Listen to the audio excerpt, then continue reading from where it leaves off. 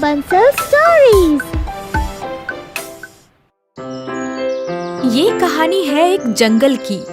वहाँ के राजा का नाम शमशेर था। वो एक बहुत ही समझदार शेर था। शमशेर अपनी प्रजा का ध्यान रखता और जंगल को नियम कानून के तहत चलाता था। जंगल के सभी जानवर उसे पसंद करते थे, लेकिन कुछ जानवर उसके दुश्मन भी बन गए थे। शमशेर अक्सर जंगल की सैर पर निकलता और पता करता रहता कि उसके राज्य में किसी जानवर को कोई कष्ट तो नहीं है। हर हफ्ते में 2 दिन वो एक सभा करता, जिसमें सारे जानवरों की मुसीबतों को हल करता था। उसी जंगल में एक बंदर रहता था, जिसका नाम रॉकी था। वो बंदरों के समूह का मुखिया था। दिखने में भी वो बाकी बंदरों से ज्यादा मजबूत और डील डॉल वाला था। एक बार जब एक कुत्ते का बच्चा जंगल में खेल रहा था, तब रॉकी ने उसे अकेला पाकर अपने दोस्तों के साथ मिलकर बहुत परेशान किया था। ये बात जब शमशेर को पता चली, तो उसने रॉकी को जंगल से 30 दिनों के लिए निकाल दिया था। 30 दिन बाद जब रॉकी वापस आया, तो वो ऐसे मौके की तलाश में रहने लगा कि जिससे राजा शमशेर से बदला लिया जा सके। आखिरकार ऐसा मौका उसे मिल गया। एक बार शमशेर बगल वाले जंगल में शिकार करने गया था और वहाँ वो जख्मी हो गया। जैसे तैसे वो घर वापस लौटा।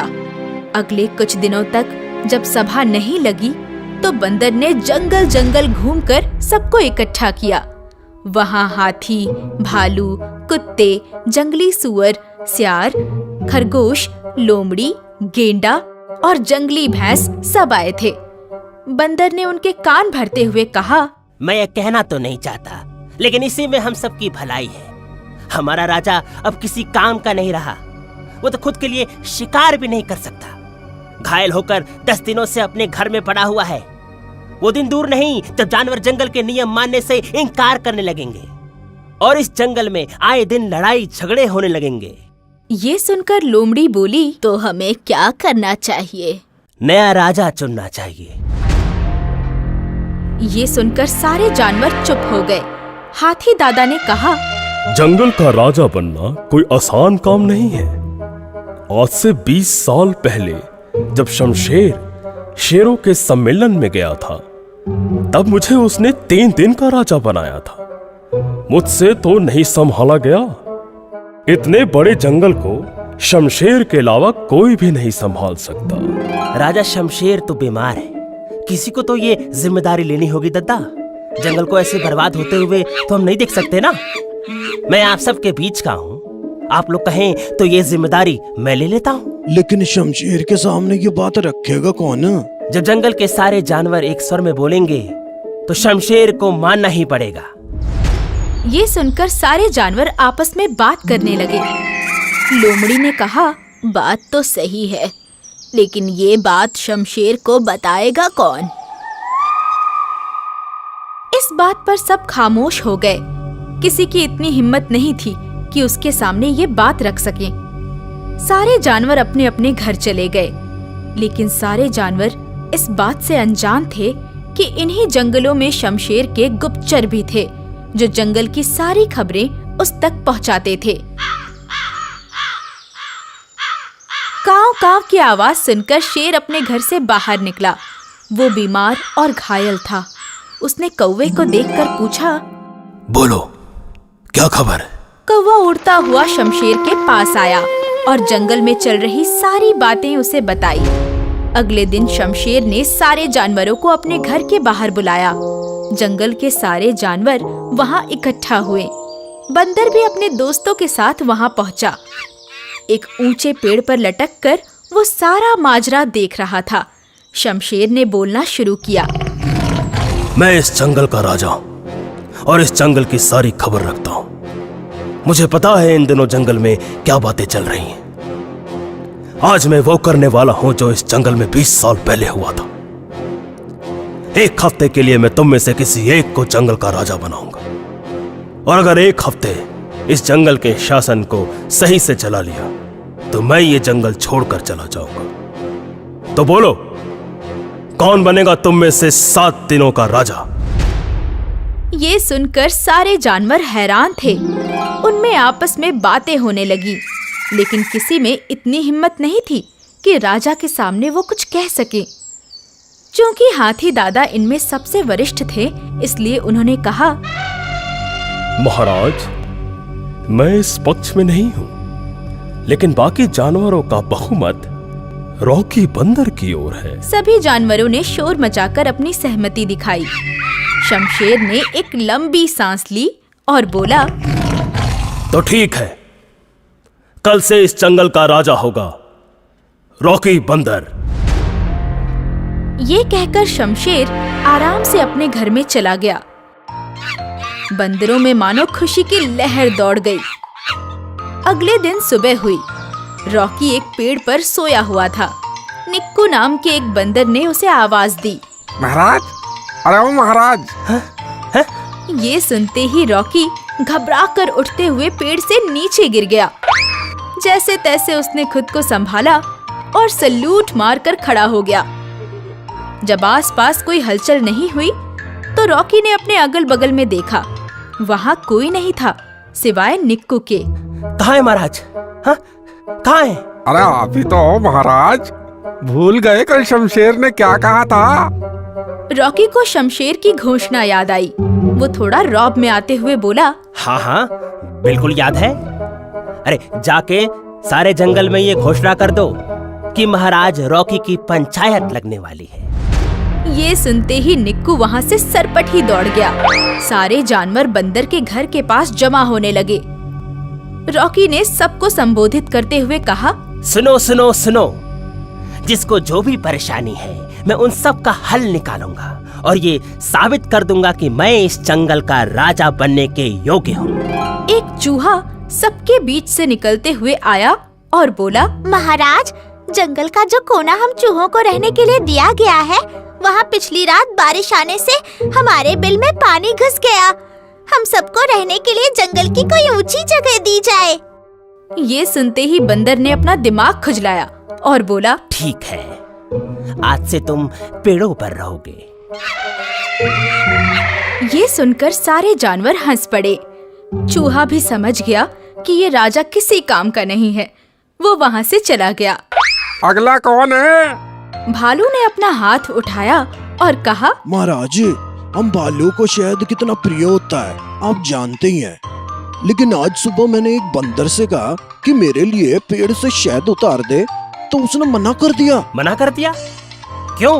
उसने कहा कि अब आप महाराज बने हैं तो बंदर अब से ये छोटे काम नहीं करेंगे। बदले में हम भी तो उन्हें अपने उपवन से केला खाने देते हैं। अगर ऐसा ही रहा तो हम भी केला देना बंद कर देंगे। ये सुनकर बंदर का गुस्सा 7वें आसमान पर चला गया। मूर्ख, तुम्हें पता भी है तुम किससे बात कर रहे हो? मैं इस जंगल का राजा हूँ और राजा का परिवार क्या तुम्हारे लिए मधुमक्खियों से कटवा कर शहद इकट्ठा करेगा? और रही बात केले की, तो वो उपवन आज से बंदरों का हुआ, देश राजा का होता है। ये अन्याय सुनकर सारे जानवर आश्चर्यचकित थे। रॉकी ने अपनी मनमानी शुरू कर दी थी। उसने निक्कू को आदेश दिया, बंदरों की एक टोली लेकर जाओ और भालू के उपवन से सारे केले तोड़कर हमारे घर में रखवा दो। रॉकी ऐसे ही ऊट-पटांग फैसले सुनाता रहा। जंगल के जानवरों को उसे अपना राजा चुनने का पछतावा हो रहा था। थोड़ी देर बाद रॉकी ने अंगड़ाई ली और पेड़ पर अपने घर में चला गया। राजा का सम्मान करते हुए सारे जानवर चुप थे। हाथी दादा समझ गए कि उनकी समस्याओं का निवारण करने की क्षमता बंदर के अंदर नहीं है। नई दौलत और नई शक्तियों को हर कोई नहीं पचा पाता। जंगल के सारे बंदर उद्दंड हो गए थे। वो आते जाते सभी जानवरों से छेड़खानी करते थे। बंदरों को देखते ही जंगल के जानवर अपना रास्ता बदल लेते थे। एक दिन रॉकी एक पेड़ पर अपने दोस्तों के साथ लटका हुआ था। तभी उसे वो कुत्ते का बच्चा दिखाई दिया, जिसे परेशान करने की वजह से उसे एक बार महीने भर के लिए जंगल से बाहर निकाला गया था। अपने दोस्तों के साथ वो पेड़ से नीचे आया और सब मिलकर उस कुत्ते को परेशान करने लगे। कभी वो उसकी पूंछ पकड़कर खींचते तो कभी कान। परेशान होकर रोते हुए वो वहाँ से भाग गया। सारे बंदर हंसने लगे। कुत्ते का बच्चा भागकर हाथी दादा के पास पहुँचा। उसे रोता देख हाथी ने पूछा, क्या हुआ टॉमी, रो क्यों रहे हो? दादा, मुझे रॉकी और उसके दोस्तों ने आज फिर परेशान किया। पहले तो महाराजा शमशेर उसे सबक सिखाते थे, लेकिन अभी तो वो खुद राजा है, उसे कौन सबक सिखाएगा? मैं अब इस जंगल को ही छोड़कर चला जाऊंगा। ये सुनकर हाथी दादा बहुत दुखी हुए। उन्होंने टॉमी को चुप कराते हुए कहा, बंदर की मनमानी से पूरा जंगल परेशान है। कल आखिरी दिन है, कल के बाद वो राजा नहीं रहेगा। लेकिन जंगल का नियम है कि राजा अगर इस्तीफा भी दे दे तो भी उसे कभी सजा नहीं होती। तो क्या उसके इन अत्याचारों को भी हमें भूल जाना पड़ेगा दादा? मेरी माँ होती तो मेरे साथ ऐसा कभी नहीं होने देती। उसकी बड़ी याद आती है मुझे। कहकर टॉमी फिर रोने लगा। हाथी दादा उसे रोता देखकर अपनी सूंड को टॉमी के माथे पर फेरते हुए बोले, तुम्हारी बात तो सच है, लेकिन मैं तुमसे वादा करता हूँ कि कल दिन ढलने से पहले ही बंदर माफी मांगता हुआ राजा के पद से इस्तीफा दे देगा। उसके अन्याय का फल उससे जरूर मिलेगा। रात को हाथी दादा ने भालू, कुत्ता, सियार और गेंडा को बुलाया। उनके साथ मिलकर एक योजना बनाई। अगले दिन सुबह होते ही रॉकी के घर के नीचे दो कुत्ते जोर जोर से भौंकने लगे। उन्हें भौंकता देखकर रॉकी गुस्से में उठा। कौन है? बदतमीज, कौन है? दोनों कुत्ते उसे चिढ़ाते हुए वहाँ से भाग गए। रॉकी उनके पीछे भागा। सही समय देखकर रॉकी ने उनके ऊपर झपट्टा मारा, लेकिन वो दोनों किनारे हट गए। रॉकी जमीन पर जा गिरा। तभी गेंडा पेड़ के पीछे से निकला और जोर से उसे धक्का मारा। वो लुढ़कता हुआ कुछ दूरी पर जाकर गिरा। उसके सामने बैठा भालू बड़े चाव से केले खा रहा था। बंदर को देखकर उसने कहा, अरे महाराज रॉकी, केले खाएंगे? ये लीजिए। कहकर भालू ने केले को हवा में उछाल दिया। बंदर ने लपक कर केले को कैच कर लिया, लेकिन उसे ये पता नहीं था कि सियार ने वहाँ जाल बिछा रखा था। जैसे ही वो जाल के ऊपर आया, सियारों ने रस्सी खींच दी। बंदर उसमें कैद हो गया। अब बारी आई हाथी दादा की। उन्होंने गेंद की तरह बंदर को अपनी सूंड से मारा तो वो हवा में उछलता हुआ चींटियों के घर में जा गिरा। गुस्से में चींटियों ने उसके ऊपर आक्रमण कर दिया। उन्होंने काट काट कर रॉकी की हालत खराब कर दी।